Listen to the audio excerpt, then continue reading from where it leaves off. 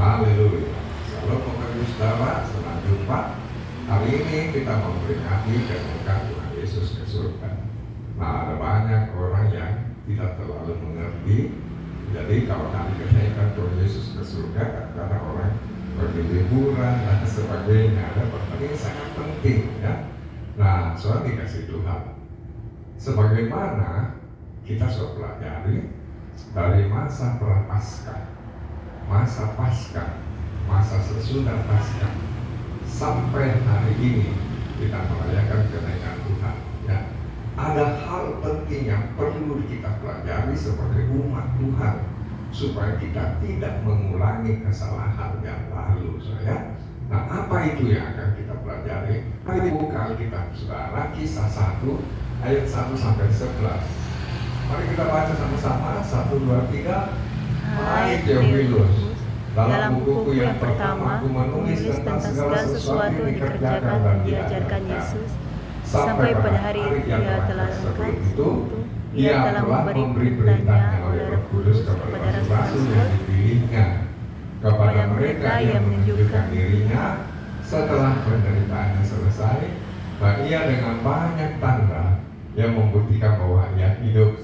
Sebab selama 40 hari Ia berulang-ulang menampakkan diri dan berbicara kepada mereka tentang kerajaan Allah. Pada suatu hari ketika Ia makan bersama-sama dengan mereka, Ia melarang mereka meninggalkan Yerusalem dan menyuruh mereka tinggal di situ dengan janji Bapa yang demikian katanya, telah kamu dengar daripada aku, sebab Yohanes membaptis dengan air, tetapi tidak lama lagi kamu akan dibaptis oleh Roh Kudus. Maka bertanyalah mereka yang berkumpul di situ, Tuhan, maukah Engkau pada masa ini memulihkan kerajaan bagi Israel? Terus jawabnya, Engkau tidak perlu mengetahui masa dan waktu yang ditetapkan Bapa sendiri menurut kuasanya. Tetapi kamu akan menerima kuasa kalau Roh Kudus turun ke atas kamu, dan kamu akan menjadi saksiku di Yerusalem dan di seluruh Yudea dan Samaria dan sampai ke ujung bumi. Sesudah Ia mengatakan demikian, terangkatlah Ia disaksikan oleh mereka, dan awan menutupnya daripada mereka. Ketika mereka sedang menatap ke langit, waktu Ia naik itu, tiba berdirilah dua orang yang berpakaian putih dekat mereka, dan berkata kepada mereka, hai orang-orang Galilea, mengapakah kamu berdiri melihat ke langit? Yesus ini yang terangkat ke surga, meninggalkan kamu, akan datang kembali dengan cara yang sama seperti kamu melihat Dia naik ke surga. Haleluya. Apa yang kita bisa pelajari dari bacaan tadi? Soalnya, berapa menit lagi Tuhan itu akan naik ke surga? Tuhan meninggalkan pesan-pesan, ya, bagaimana murid-murid akan dipenuhi Roh Kudus dan mereka akan menjadi saksi. Tapi apa yang terjadi? Pertanyaan mereka, Guru, Tuhan, maukah Engkau memulihkan Israel? Jadi tetap dia punya pikiran bagaimana gurunya itu, Tuhan yang jadi gurunya itu akan memulihkan Israel. Sejak awal kalau kita pelajari ya, mulai dari apa? Prapaskah, ya, pertanyaan-pertanyaan sampai ke masa kenaikan, tetap itu. Ya, kalau lihat dua orang murid yang kembali ke Emmaus, kenapa kami kira dia mau jadi raja? Ya toh, jadi kenapa bisa begitu? Karena dari awal mereka pikir Yesus ini akan membebaskan Israel dari Roma, lalu jadi raja, dan kemudian mereka jadi menteri-menterinya. Nah, tapi apa yang terjadi, Tuhan? Banyak hal sampai pada Yesus masuk ke Yerusalem, ya. Kalau raja itu kan naik kuda sembrani, ini kok raja naik keledai. Jadi itu membuat kemudian banyak hal. Lalu Yudas pikir jangan-jangan memang dia nggak jadi raja, ini jual saja, jual. Ya. Terus pada waktu malam perjamuan terakhir itu, ya, Tuhan bilang ada di antara kalian yang akan menyerahkan aku. Nah, Om Petrus ini bilang sama Yohanes, Guru tanya itu guru, siapa itu? Yohanes tanya, siapa itu guru? Kemudian Yesus jawab, kalau aku celupkan roti ini di ini lalu aku kasih dia, dialah hidup. Kalau Tuhan kasih Yudas, harusnya waktu Yesus bicara begitu, Yudas menyadari, ternyata guruku tahu ini. Ya toh, harusnya dia membatalkan, tapi apa yang terjadi? Alkitab bilang dia meninggalkan malam perjamuan terakhir ini. Tetap dia laksanakan niatnya. Dan kemudian waktu dia melihat gurunya disiksa begitu rupa, kalau saudara nonton The Passion of the Christ, saudara bisa melihat bagaimana gurunya disiksa. Dan apa yang terjadi? Dia nyesal, dia kembali ke uang, tapi imamnya bilang tak bisa, sudah terjadi. Akhirnya dia buang itu uang dan bukannya datang minta ampun, tapi dia bunuh dirinya. Nah, apalagi yang kita bisa lihat? Yesus sudah menampakkan diri setelah dia bangkit 2 kali. Ya, penampakan diri kedua kali itu waktu siapa? Waktu dia datang sama Thomas. Thomas, kau bilang kau tidak percaya toh? Nah, sekarang melajarimu, tusuklah di sini, tusuklah di sini. Thomas bilang, ya Tuhanku dan Allahku. Nah, sudah nampak 2 kali, murid-murid belum mengerti apa tugas mereka, padahal jauh hari Tuhan sudah bilang dalam Matius sampai Yohanes 14, Tuhan sudah pesan-pesan mereka, aku akan pergi. Ya, nah, Tuhan sudah bicara jelas. Tapi apa yang terjadi waktu setelah penampakan kedua, ya, Om Petrus ini bilang sama teman-teman, tidak tahu mau bikin apa, saya pilih mancing saja deh. Teman-teman Melia, aku juga ikut deh. Lalu pilih semua mancing. Semalam-malaman gagal. Waktu dia pulang mendekati pantai, ada orang bilang, wih, adakah lauk pauk? Ya kan, lauk pauk. Kita semalam-malam kerja tidak dapat, mau minta-minta. Tidak ada. Wih, itu tapi Yohanes bilang, wih, itu Tuhan itu ya. Lalu Petrus pakai bajunya dan dia terjun, dia pergi datang kepada Yesus. Nah, pada waktu mereka, Tuhan bilang, lemparkan jalanmu ke sebelah kanan. Kan aneh toh, orang nangkap ikan masa tidak hidup. Tapi ternyata mereka dapat 153 ekor besar-besar. Nah, setelah Petrus ketemu Yesus, Yesus bilang, terus, agak maukah engkau kepada aku? Apakah engkau mengasihi aku seperti yang kau sering katakan mengasihi yang rela berkorban? Petrus bilang, Guru, aku cuma phileo, aku cuma mengasihi engkau dengan kasih persaudaraan. Artinya, kalau engkau menguntungkan aku ikut, kalau tidak aku tinggal, begitu. Nah, Tuhan tidak bilang, oh jadi begitu, karena cuma pembohong, kamu cuma pembohong ya, pilih saja. Tidak, Tuhan bilang, gembala dombaku. Ya. Lalu Tuhan tanya lagi, sekali lagi aku tanya, agak maukah kau kepadaku? Terusnya aku cuma phileo, Guru. Akhirnya Tuhan tanya lagi, jadi kau cuma phileo? Iya, Guru. Dia mulai sedih. Tapi Tuhan bilang, kalau begitu kau bohong, pergi saja. Tuhan bilang apa? Lepaskanlah dombaku. Artinya Tuhan mau murid-murid setelah misi Tuhan Yesus di bumi ini berakhir, dilanjutkan oleh murid-murid, begitu. Nah, bayangkan Yesus itu menampakkan diri berulang-ulang selama 40 hari. Tapi pada waktu beberapa menit-menit terakhir dia akan naik ke surga, ada lagi pertanyaan. Jadi itu bisa membayangkan bagaimana itu. Jadi selama ini yang gurunya ajar, lewat begitu saja. Nah, apa yang kita bisa pelajari dari ini? Sok perhatikan. Yang pertama itu motivasi. Kalau motivasi kita ikut Tuhan, itu keliru. Firman Tuhan apa saja lewat. Nah, banyak orang yang motivasinya keliru. Lalu kalau kita lihat ada ini pertandingan ahli-ahli Alkitab di medsos ya, yang membuat jemaat bingung. Ada nanti dibilang Kristen progresif, ada lagi lain, ada lagi lihat ya pendeta namanya hamba Tuhan.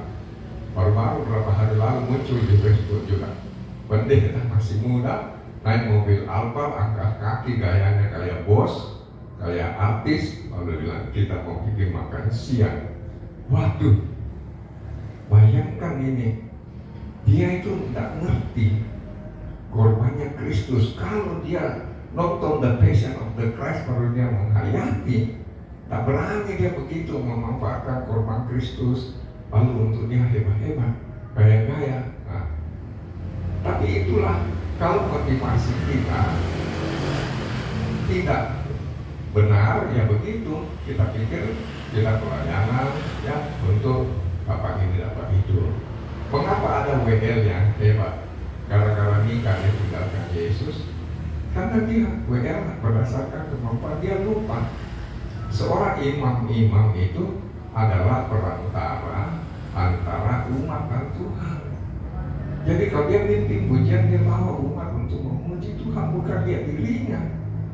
Nah, kalau tidak mengerti itu tidak bertumbuh. Itulah sebabnya setelah melayani hancur begitu ya. Jadi ada lagi lain. Dia lihat, pendeta itu gaya-gaya naik mobil Alfa lama, dia mulai korban. Saudara-saudara, di dalam perjanjian lama memang ada perpuluhan, tapi dalam perjanjian baru tidak ada perpuluhan, saudara-saudara. Ya, jadi dia bilang bohong itu. Coba kalau itu pendeta berani-berani dia suruh orang bayar perpuluhan, ada yang bayar perpuluhan itu janda-janda. Ya, jadi ada fotonya dia tampilkan, ada seorang janda miskin memberikan persembahan kepada pendeta yang gendut, yang kaya-kaya, naik mobil Alfa begitu. Nah, dia bilang ini tidak benar. Lalu dia bilang tidak ada perpuluhan. Jadi cuma semua bilang, oh tidak ada perpuluhan. Jadi pendeta bingung, aduh, kalau tidak ada perpuluhan bagaimana ini? Nah, apakah tidak ada perpuluhan? Saya baca dalam Matius 23. Ya kalau saya lihat itu pendeta itu asal bicara juga sih. Nah, di Matius 23 itu jelas sekali. Tuhan bilang apa? Persepuluhan dari selasi adas manis dan jintan kamu bayar. Tetapi yang terpenting dalam hukum Taurat kamu abaikan, yaitu apa? Keadilan dan belas kasihan dan kesetiaan. Yang satu harus dilakukan. Apa itu? Perpuluhan. Dan yang lain jangan diabaikan. Jadi saya kasih Tuhan, sekarang ini jemaat bingung. Kalau banyak orang hebat ya, yang bicara di itu, jadi susah lah, kasihan juga jemaatnya. Karena itu ya, jemaat Makulda Ministry, saya terbiasa sejak baru bertobat. Pendeta tua saya khotbah itu selalu dalam bentuk pengajaran, ya, jadi tidak asal bunyi. Kalau asal bunyi nanti nyentil ini nyentil itu, akhirnya jadi masalah. Ya, jadi saya dikasih Tuhan. Padahal Tuhan sudah kasih contoh. Kenapa dalam satu keluarga rumah tangga itu tidak bisa damai? Tuhan sudah kasih contoh, toh ada dua saudara, ada satu namanya anak bungsu, papanya masih hidup, ya, dia minta harta pusaka dari papanya, bagi ke dia, lalu dia pilih hambur-hambur, ya.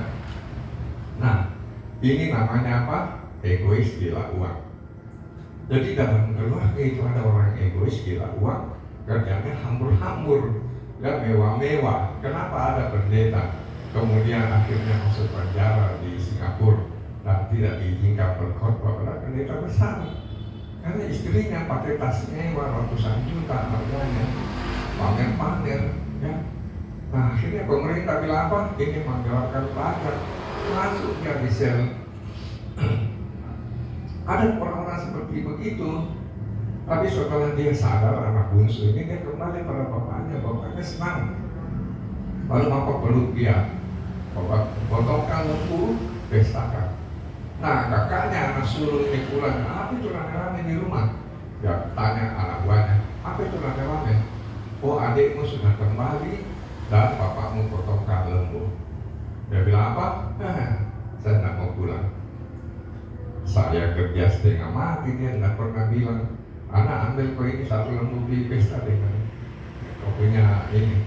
Nah, ini ada ya sudah ambil uang, pergi main pelacur, nah sekarang pulang di pesta. Nah, apa tipe kakak yang kedua ini? Tipenya dia adalah merasa diri paling baik dan suka berasumsi. Ya. Kenapa dia bisa tahu adiknya main pelacur? Nah, dia kerja di kebun. Ya. Jadi kadang-kadang kenapa bisa rumah tangga itu kacau, tidak bisa rukun? Yang satu egois, yang satu merasa diri paling baik dan suka berasumsi. Kenapa gereja kacau? Ya begitu. Ya. Jadi yang satu gila-gila egois, gila-gila harta, ya, yang lain merasa diri paling hebat, berasumsi, ya sembarang bicara sesuai dengan apa yang dia pikirkan, menjelekkan orang, mulai dari katanya, orang bilang, lain kali sampai di pihak ke sebelah sudah ada katanya itu, tapi itu orang memang begitu. Nah, itu yang membuat kita bisa jadi satu, ribut terus. Padahal Tuhan bilang di mana ada kerukunan, di situ Tuhan perintahkan berkatnya. Jadi saat dikasih Tuhan, ya, ada banyak hal yang kita perlu pelajari.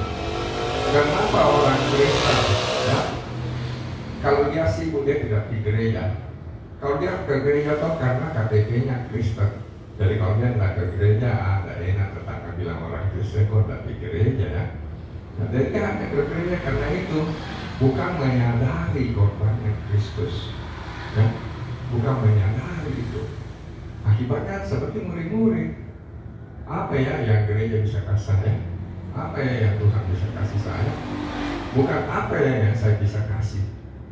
Nah, cobanya hari ini banyak, termasuk mempertemuan hamba Tuhan, hamba selalu yang ditanya ada tidak uang transport, ada tidak makannya. Begitu coba tidak ada, sepi. Tapi kalau ada uang transport, satu orang berapa?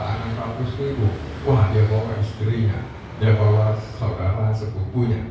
Jadi 3 orang kali 600.000, 1,8. Wah, cukup untuk biaya 1 bulan. Nah, itu motivasi. Ya.